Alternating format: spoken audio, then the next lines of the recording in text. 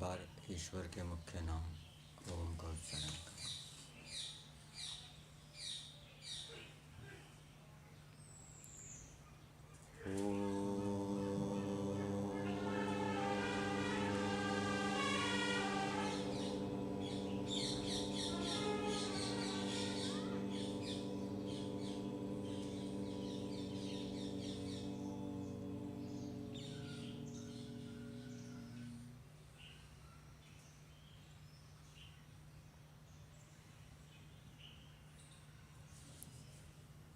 समादरणीय धार्मिक सज्जन वृंद, वंदनीय मातृशक्ति। आज यजुर्वेद के 31वें अध्याय के 19वें मंत्र के ऊपर महर्षि दयानंद जी का जो भाष्य है उसके ऊपर विचार करेंगे। इससे पहले वाला मंत्र संख्या 18, जिसमें ईश्वर के विषय में कुछ बातें बताई गई थी। मंत्र के प्रारंभिक शब्द हैं वेदाहमेतम पुरुषम महांतम। ईश्वर महान है, बड़ा है। मनुष्यों को भी बड़ा बनना चाहिए। प्रत्येक गुण में बड़ा बनने का प्रयास करना चाहिए। विद्या हो, बल हो, सहन शक्ति हो, धर्म हो, धैर्य हो, पुरुषार्थ हो। और ईश्वर तमसः परस्तात्, ये पिछले मंत्र में बताया था। ईश्वर अविद्या से परे है। मनुष्यों को भी अनेक प्रकार की अविद्याओं को दूर करना चाहिए।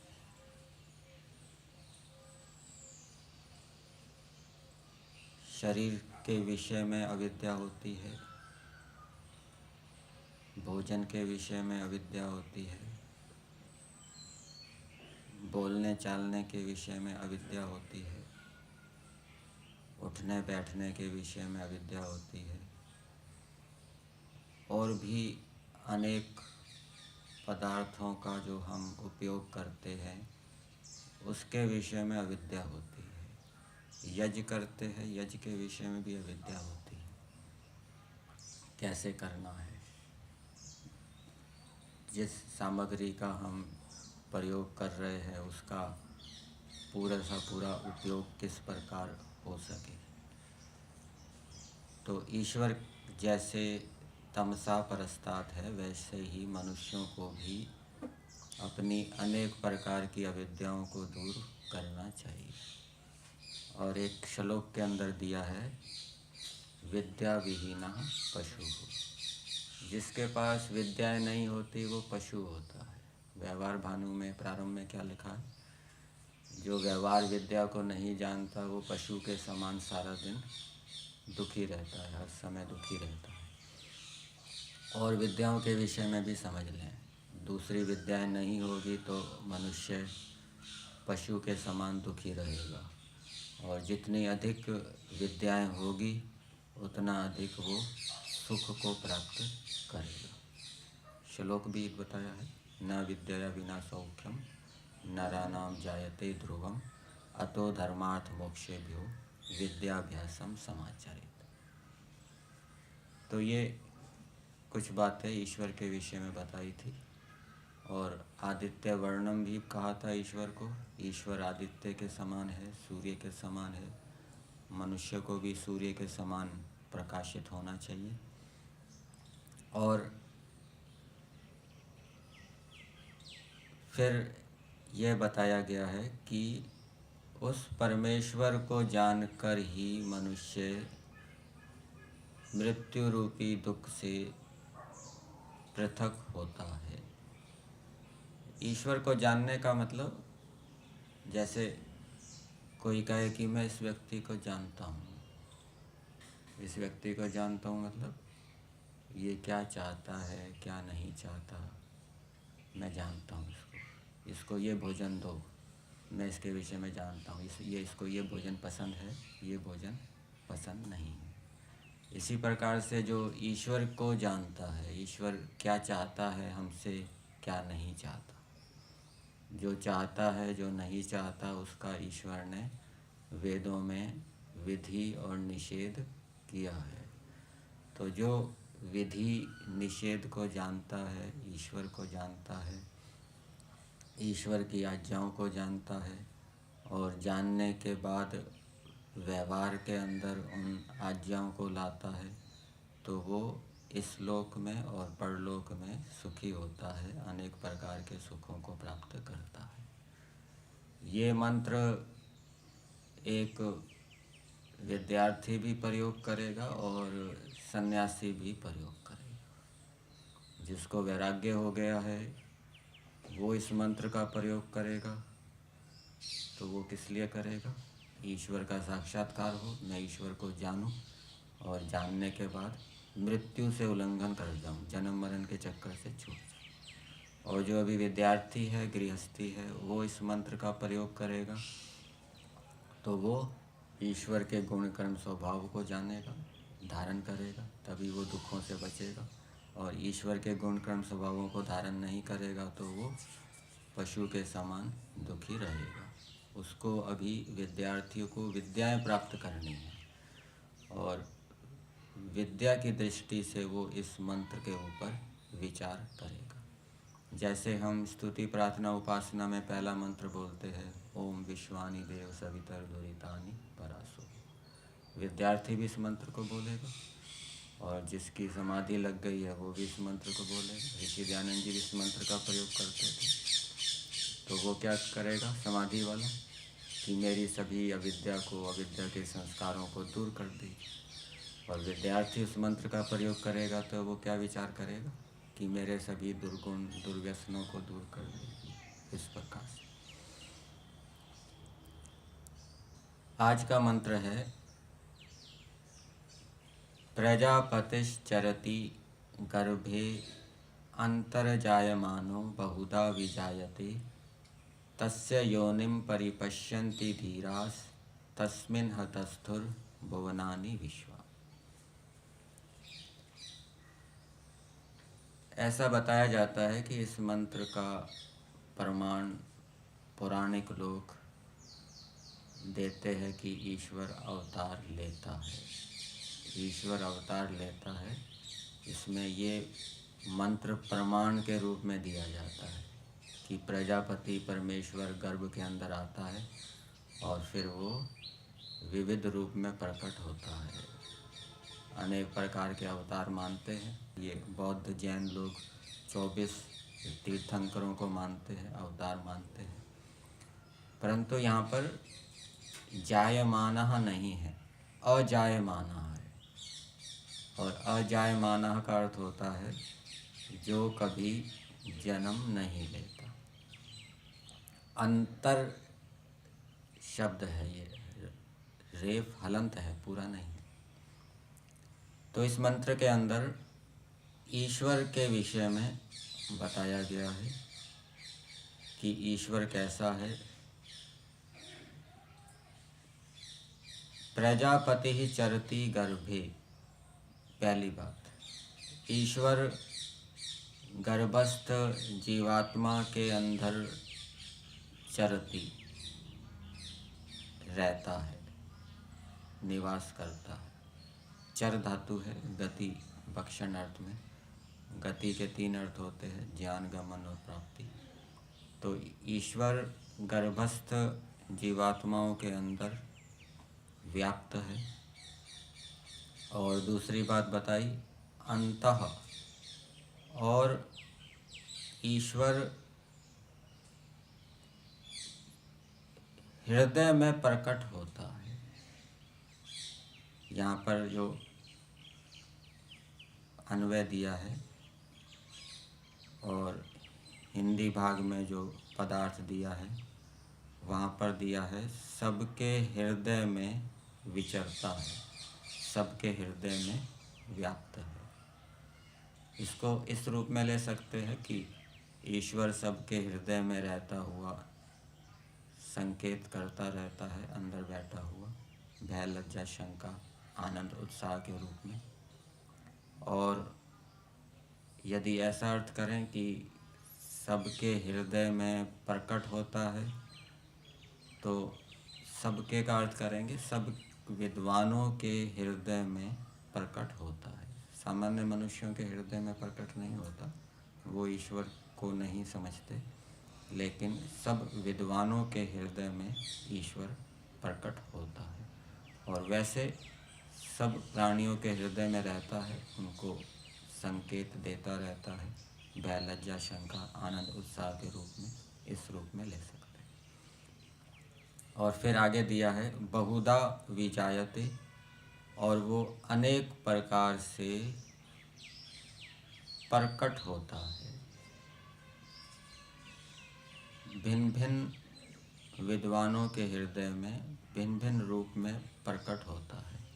कोई विद्वान ईश्वर को सर्वरक्षक रूप में समझता है, कोई विद्वान ईश्वर को न्यायकारी के रूप में समझता है, कोई विद्वान ईश्वर को आनंद स्वरूप इस रूप में समझता है।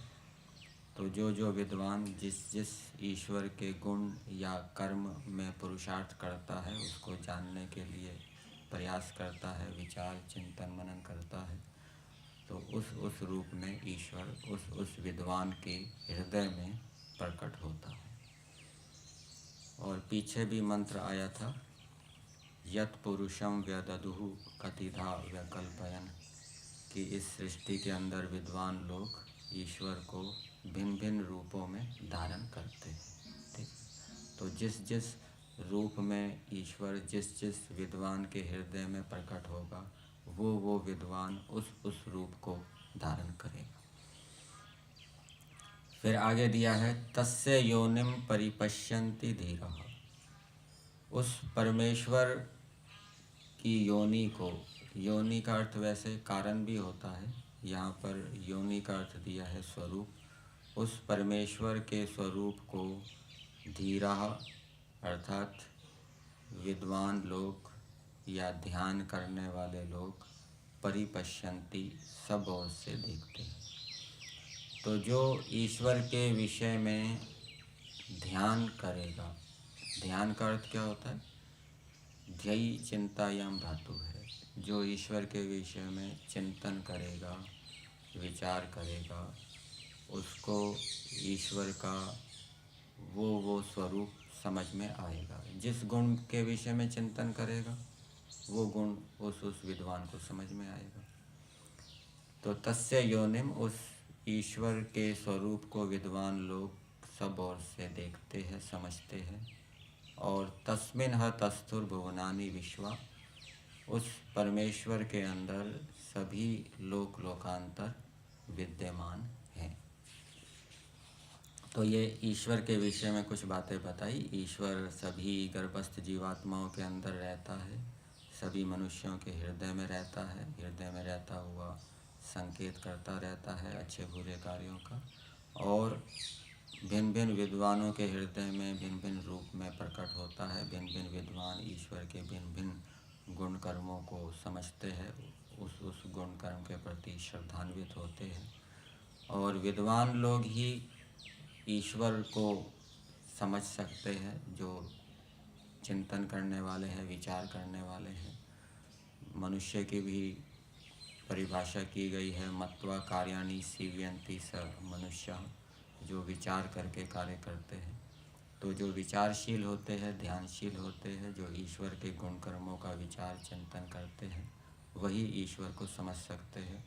और जो केवल पढ़ते हैं, सुनते हैं, विचार नहीं करते, वो वैसा नहीं समझ सकते। उनको मोटा मोटा ईश्वर के विषय में ज्ञान होगा। और उस परमेश्वर के अंदर सभी लोक लोकांतर विद्यमान हैं। तो इस मंत्र के भावार्थ में दिया है, जो यह सर्वरक्षक ईश्वर आप उत्पन्न न होता हुआ अपने सामर्थ्य से जगत को उत्पन्न कर और उसमें प्रविष्ट होके, अपने सामर्थ्य से यहाँ पर प्रकृति भी ले सकते हैं, प्रकृति से जगत को उत्पन्न करता है, और प्रकृति ना लें तो ईश्वर के अंदर अपनी शक्तियाँ हैं, उन शक्तियों की सहायता से और प्रकृति से वो ईश्वर जगत को बनाता है। सामर्थ्य के दो अर्थ आपको आर्यभि विनय ग्रंथ के अंदर मिलेंगे। और उसमें प्रविष्ट होके सर्वत्र विचरता है, और ईश्वर इस संसार के अंदर प्रविष्ट है और प्रविष्ट होके वो विचरता है, विशेष रूप से जानता है। चर धातु गति ज्ञान, सब जगत के अंदर रहता हुआ उसको विशेष रूप से जानने वाला है।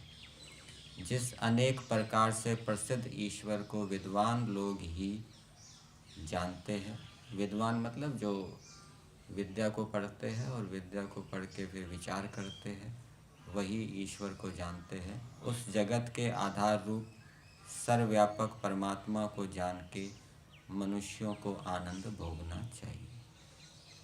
तो यहाँ पर भी ईश्वर को जानकर आनंद भोगने की बात आई है। और पिछले मंत्र में आया था, ईश्वर को जानकर मनुष्य दुखों से छूट जाता है। यहाँ लिखा है ईश्वर को जानकर मनुष्य आनंद भोगता है। तो ईश्वर को जानकर मतलब ईश्वर की इच्छाओं को जानकर, ईश्वर के विधि निषेध को जानकर, ईश्वर की आज्ञाओं को जानकर और उसके अनुसार चलकर मनुष्य संसार के अंदर आनंद पूर्वक रहता है। वो उसको संसार का स्थायी सुख मिलता है। और ईश्वर को जानने का मतलब ईश्वर की जो विद्याएं हैं उनको जानकर, अनेक प्रकार की विद्याओं को प्राप्त करके उनका उपयोग करके मनुष्य संसार के अंदर आनंद को भोगता है। और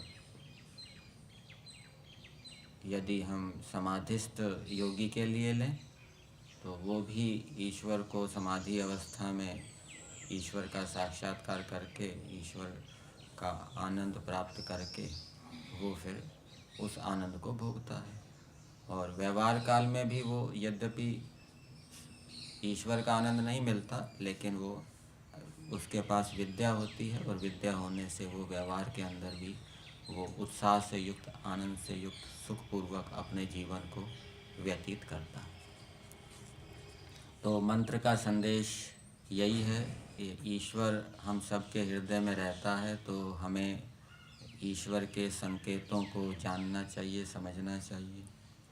यदि हमारा ये संकल्प होगा कि हम ईश्वर की शिक्षा के अनुकूल चलेंगे, सारा दिन निरीक्षण करते रहेंगे कि किस किस कार्य में भय लज्जा हो रही है, किस आनंद उत्साह हो रहा है, ऐसा संकल्प लेके चलेंगे तो वो संकेत पकड़ में आएंगे और फिर उसके अनुसार चलेंगे। और यदि ऐसा संकल्प नहीं होगा तो वो संकेत अंदर से होते रहेंगे, लेकिन हम उसकी ओर कोई ध्यान नहीं देंगे।